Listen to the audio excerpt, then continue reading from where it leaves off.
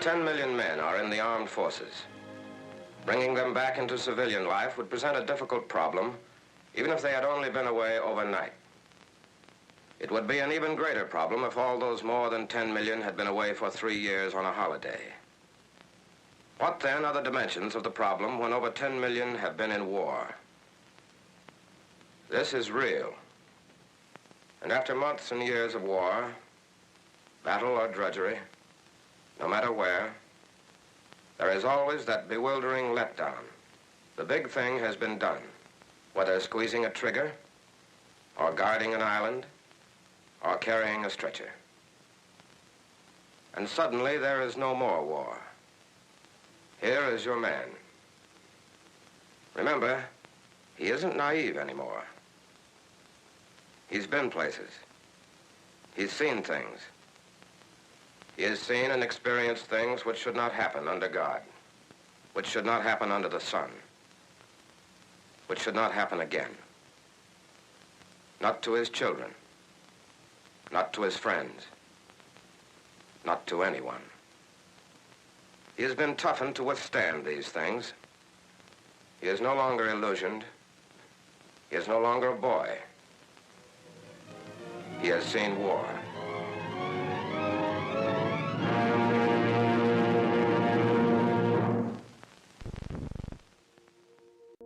It's horrible. You cannot even think about it unless you were there. If you were there, you know what I'm talking about. You weren't there, you know what I'm talking about. Undescribable. There's like, with post-traumatic stress disorder, it's a cumulative thing. But there's a bunch of other stuff, like some minor things, but the two main problems, the days of, like, I had problems with since coming home are January 5th and May 3rd. It should have been a trigger for me right away. That I should have immediately thought that this is no good. We should have taken a different route. But we didn't, so we carried on, and 60 seconds after, not even 60 seconds after I'd passed that, I heard an explosion, and I turned around and I saw the column of smoke. And the first thing that I remember thinking was, fuck me, not today. And I had a lot of hard days from that day. What is your name, sir? My name's Ronald Frank Gordon. And you're homeless out here? I am homeless. How long have you been homeless? Probably about 12 years. I guess it was my fault, but I have a problem, you know. I have post-traumatic stress. I just don't know how to cope with it. We have a war that I think will not end soon, if at all. It will be over when God says so. And the things we have done may be forgiven by Him, but never by ourselves.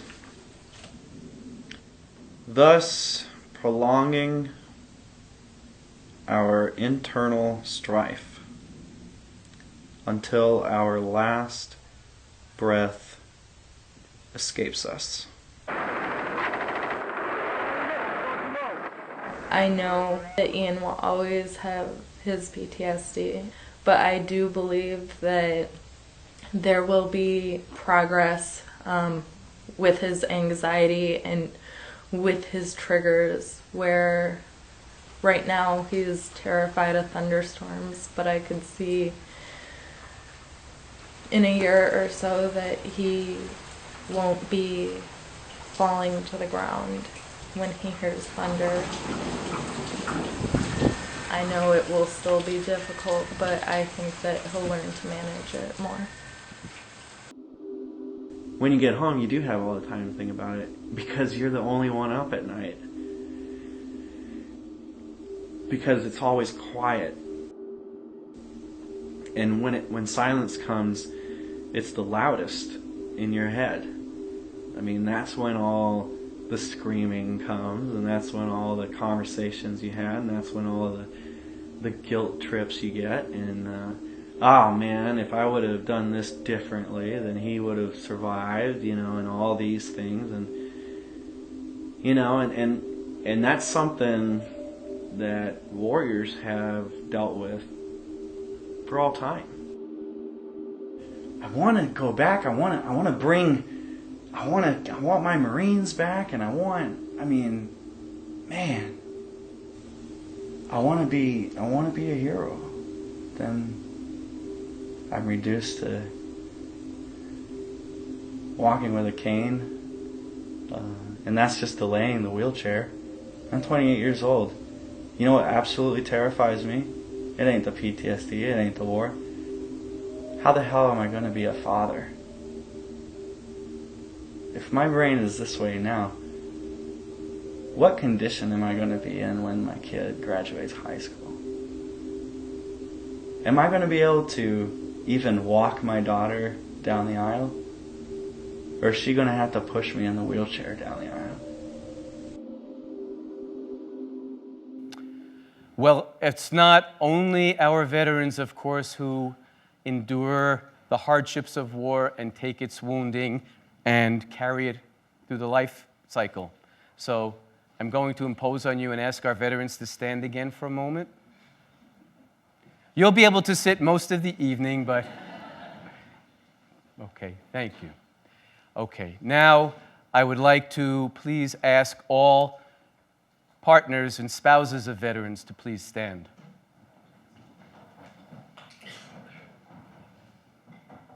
Thank you all also for your sacrifices. No, don't sit down yet. In a minute. All children of veterans and active duty people, please stand. Some of us may need to raise our hands for these categories. Will all parents of veterans and active duty people please stand? Siblings of veterans and active duty people, please stand. Cousins, uncles, aunts, yeah. Friends and neighbors, okay, yeah. Teachers, clergy of veterans and active duty people, yeah. Therapists, counselors, helpers, healers, supporters of active duty or veterans? Yeah. Have I left anybody out? Grandchildren? Yes, grandchildren. Sure, thank you. Grandchildren of veterans, please stand. If anybody has been untouched by war, you're very lucky. Bless you. Just please look around, everybody, and see every one of us is touched by war. Every one of us is affected by it. This is a difficult and a necessary message. War healing must accompany peacemaking, or our efforts will not take root. There is no contradiction between supporting our troops and working for peace. Do we create sailors and soldiers and Marines to serve us when young, only to lose so many as productive civilians for the rest of their and our lives? There are matters regarding military service and its consequences that are truthful and that we have learned from all the wars of all times and all places. We must understand these matters together in order to successfully heal our service people. War wounds every function ever attributed to soul. As Socrates taught, the soul is the seat of our morality. Many veterans are anguished over what they have seen or done or what has been done to them abroad or at home. So, PTSD is a soul wound. The acronym could be translated as post-terror soul distress. PTSD also unfolds in the public sphere, just as much as in the private psychological one. In order to pursue war and keep the public supportive, governmental leaders and society in general deny the pain and suffering war causes and refuse to take responsibility for it. But in any healthy society, there is a proper reciprocal relationship between warriors and civilians. During threat and regardless of politics, warriors encircle and protect the rest of us.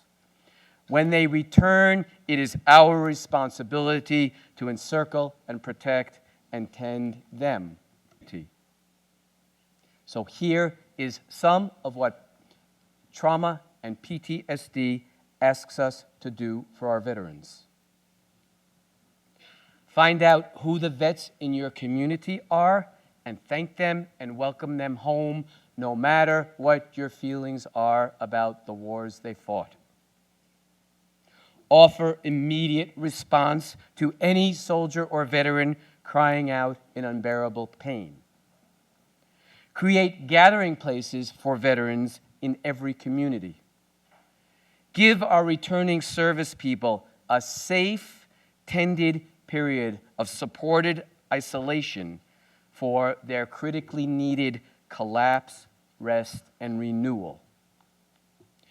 Create veterans councils to advise your community on veterans' needs. Create religious services that bring veterans spiritual cleansing and comfort. Restore the true meaning, respect, and celebration of Memorial and Veterans Days. Close the malls and let's gather in our communities and colleges and houses of worship and cemeteries instead. Create religious, educational, and therapeutic programs by which veterans can seek out not just psychological help, but spiritual healing, cleansing, and forgiveness. Create safe havens that are not only shelters for homeless or addicted vets, but are true houses of initiation where vets receive not just job and sobriety training, but education, therapy, and rehumanization processes. Invite veterans into schools and community centers to educate our young and the public on the realities of service and of war. Create genuine therapeutic opportunities for deep expression and release. Do not be afraid of veterans. Do not be afraid of the intensity of their feelings, but enter into a shared healing journey with them. This is the painful clip, and this is a brief glimpse of how entering into the shared journey and releasing the intense feelings can work.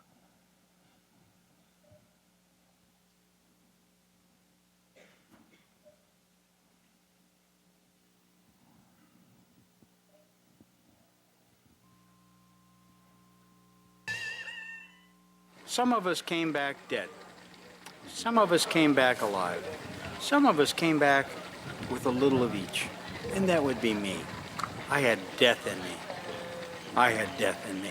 Terry needs to fully engage his feelings about the past and invite his heart and his soul to come back to him at the very places where he shut them down and left them behind.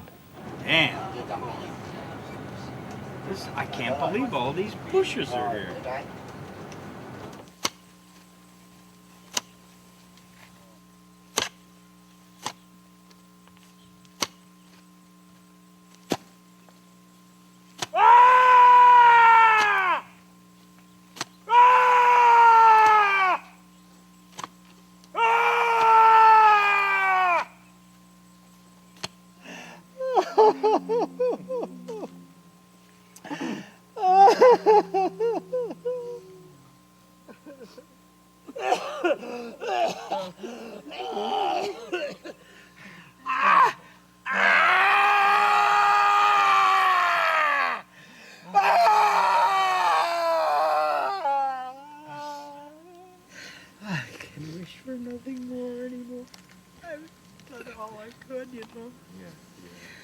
And it's up to God now. I just can't do anymore. Can't do anymore. Try sad, not bad. I am sad, not bad.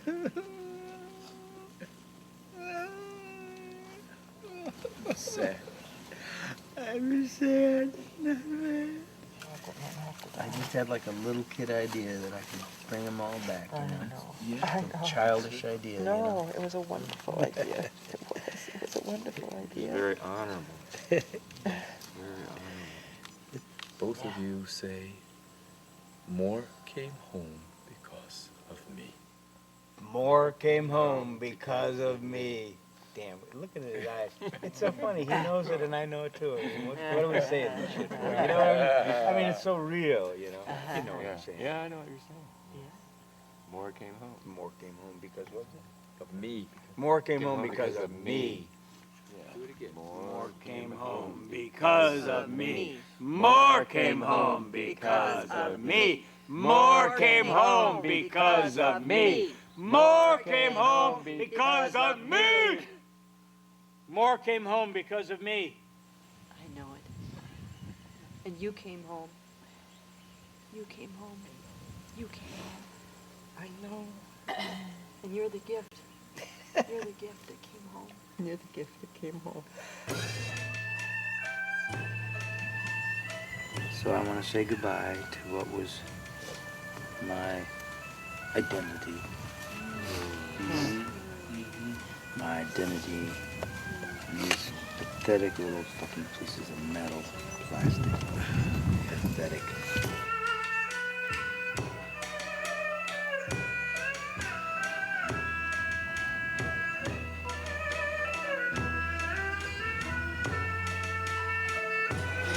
More came home because of you.